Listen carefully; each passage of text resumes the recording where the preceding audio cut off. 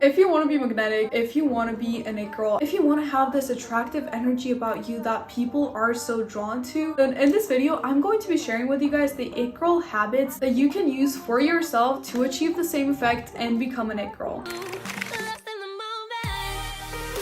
Hi internet best friends, and welcome back to my sleepover. I am so excited to get back into one of our favorite series on this channel, which is all about how to be an it girl. Now, you know how it girls usually have this magnetic aura about them where they just feel so attractive, and they also give off this vibe that they have a high self-value that cannot be played with and that cannot be broken, which other people tend to sense, and they treat them exactly like that. If you want to be receiving freaking princess treatment, and if you want to have this magnetic energy, then I'm going to be sharing with you guys the top 7 habits and behavior changes that we see in it girls that we can use for ourselves in order to achieve the same thing. The first one is something that all of us do, and something that all of us know that it's not right to do if you want people to give you the treatment that you deserve, which is, do you know when, for example, this happens mostly if you have a crush, that person asks you to hang out, but you already have plans. What you usually do, and what I usually used to do back when I was literally letting people know that my time was worth nothing, was to cancel my plans and make my whole schedule free for this person. When we like someone, we really want to hang out with them, so it does make sense that when that person asks you to hang out, if you're busy, even if your freaking cat died and you're throwing at a funeral, you're going to freaking postpone that funeral just to hang out with that person. And you know what that shows to that person is that, one, first of all, you're just so readily available that, as much as I don't like those cliche relationship rules, the more available you are, the less people are going to value you, because people value things that are more scarce. And at the same time, by canceling your plans, not respecting your time yourself, you're showing the other people that they can also not respect your time. Well, if you were to say to that person, I'm sorry, I'm busy on that day, I have this and that, or I have plans, but how about, and you suggest a different day instead, then one, that shows that you have things going on in your life, which honestly makes you a more interesting person, and at the same time it shows that your time is valuable, and it still shows that you like that person because you're also giving them a different option. So you're still going to hang out with that person, but in that case you're maintaining your value. At the same time, what can be even worse is, have you ever had this situation where this person that you like calls you up all of a sudden and they're like, oh, do you want to like hang out like right this second? Now, it's okay if that happens once, like maybe there's some kind of like spontaneous gathering or something, but if you're seeing someone and that person is either constantly late, they keep postponing your plans, or they keep rescheduling back and forth, or they maybe even tell you to hang out on a certain day and then they completely forget about it, and then they call you up the next day and they're like, hey, are you free right now? If you like that person, your instinct might be to drop everything that you're doing, to get ready as quickly as possible and run to see that person. But usually doing that is just going to show that person again that your time isn't that valuable, that you're always there whenever they want to snap their fingers and you're going to appear. And if someone is consistently late, I'm saying maybe it's not once, it's not twice, it's honestly, they say you're going to meet at 2 p.m. and they arrive there at 3 p.m. or they keep postponing every single time by an hour, by 2 hours. Don't just go along with it, even though you might be tempted to. Honestly, it's worse to let this person disrespect your time than to actually really calmly just talk to them and be like, hey, if you're going to postpone or if you're going to be late next time, please tell me in advance, since I also have things to do and I'm making time for you, so I really want my time to be respected. Something like that, and that's going to make that person respect you and your time even more. And if they still don't, then that usually shows that it's the type of person that you don't want in your life. If you don't want to be treated like crap, then don't keep the people in your life that keep treating you like such, even if you made it a point that you don't want to be treated like that. The next one is, you know how for it girls, for example, like Serena from Gossip Girl, you always see things working out for them. It's almost as if they're so lucky, and you cannot tell what this is. Is that the lucky girl syndrome? Do they just have things working out for them in their life all the time? I have this one friend who is honestly crazy lucky. Like, great things just seem to happen to her, her, and everything in her life feels like it's just coming to her and flowing so smoothly. And me and my other friend were just sitting there like, how does she always get so lucky? How do good things always just happen for her? But then I was thinking about it, and honestly I was thinking that there's a really key difference between my mindset and my friend's mindset. Well, for me right now, I went through a time in my life that I would honestly say was very incredibly unlucky, but I also thought back when I had a different mindset and I felt like the luckiest person in the world. The mindset that I used to have was really similar to what my friend has, which is honestly that my friend tends to see opportunities in things instead of obstacles. Instead of looking at the reasons why she can't do something that she wants to do, she only sees where it is possible to do what she wants to do. It girls and people who just seem to be so lucky, they tend to see where there's an opportunity and they actually take it. If there is a contest, you bet that they will participate in it. While other people are just going to tell themselves, oh, what's the chance of me winning this thing anyway? Yes, sometimes you might not win, but at the same time, the more you take the opportunities, the more likely you are to get them. Another thing that can give you this lucky girl syndrome and honestly make more things happen to you is to, you know how in a lot of the situations, there's a tendency to always prepare for the worst. And I have this especially when I'm talking to people or when I'm applying for something or trying for something that I really want. I'm always like, oh, he's not going to text me back. He's not going to follow me back. It's just this tendency that when there's no outcome, you're already looking for the worst outcome and instead of assuming the positive, which would be the it girl, lucky girl tendency that actually gives you better things in your life, because there is such thing as a self-fulfilling prophecy, which is that what you tell yourself affects the way that you act, which then affects what honestly is given back to you. If you believe that you're going to perform badly on a test, you're going to perform badly on a test. It's the same when other people place those expectations on you. There have been studies done where a random number of students were told that they were gifted, while the other ones were just treated as regular students, and so-called gifted students that weren't actually gifted, they were just randomly selected, performed way better on the tests than the students who were told that they were regular students. So you can see how this kind of belief that was imposed on them and that they internalized affected the way that they performed, even though there was actually no difference between those people. The same goes when you're already assuming a negative outcome. If you're already going to be telling yourself that you're going to fail this test, that this guy isn't going to text you back, you're going to act in a way that is going to make that happen. So a tendency of the lucky girl and the it girl that I feel like is really good to adapt is to assume the positive always. You might be thinking that this way I'm going to prepare myself for the harsh blow that's going to come, but what you're doing is just dooming your situation. This next one is something that I know all of us are guilty of, and I know that it has a name, but honestly I cannot really remember the name of this thing. But basically it's when if you just broke up with someone or someone broke up with you, or if you had a fight with someone or something like that, posting something to your social media that is about what happened between you and that person but not really mentioning the name. If someone just broke up with you, you post like a sad caption or a sad breakup song lyrics. And honestly I know that everyone does this with the intention of showing that person that you're over them, posting revenge pictures to your Instagram or something that are very, very obvious. But it usually has an opposite effect, because one, it makes you very not attractive to that person, and two, it pretty much makes you look bad to other people as well, because if someone is following your social media and they see you constantly posting these sad lyrics about someone or this and that, they might feel like if they're going to date you, you're going to do the same thing with them. And at the same time, the person that you posted it about, think about if you just broke up with someone and that person is posting sad songs to their story all the time. What are you gonna think? Your thought process is probably going to be like, oh my god, this is so sad, they're not even over me. It's not going to be, oh, I should probably take them back, or oh, I'm realizing what I lost now. No, it's going to be, this person is still thinking about me. They're thinking about me so much that they're posting to their story things like that. Damn, they're definitely not over me. It is not going to get anyone back. And speaking of negativity, one thing that definitely has to go, and this I usually experience more from the side of guys that like me, but I think that maybe some girls do this too. Basically, if you like someone, or if you're just hanging out with someone, or maybe if you're going on a date with someone someone, or even if it's a potential friend that you're hanging out with. You know how sometimes some people just have a tendency where you don't even know them that well, you're not even close, and all of a sudden they're just giving you their whole sad life story, or they're telling you about their mental health problems or how their cat died, and then it just goes on and on and on. It goes from, oh, I have no friends, oh, I'm so sad, oh this, oh that, and you're just feeling like you got yourself into a therapy session, and at some point it just gets so exhausting that you're just like, why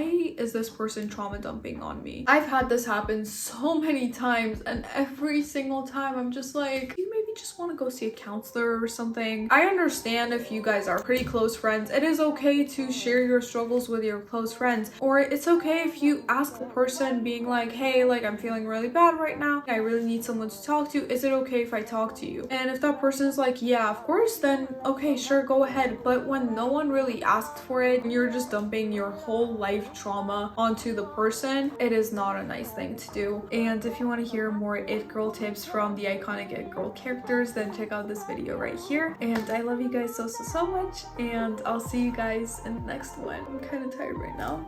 Okay, bye.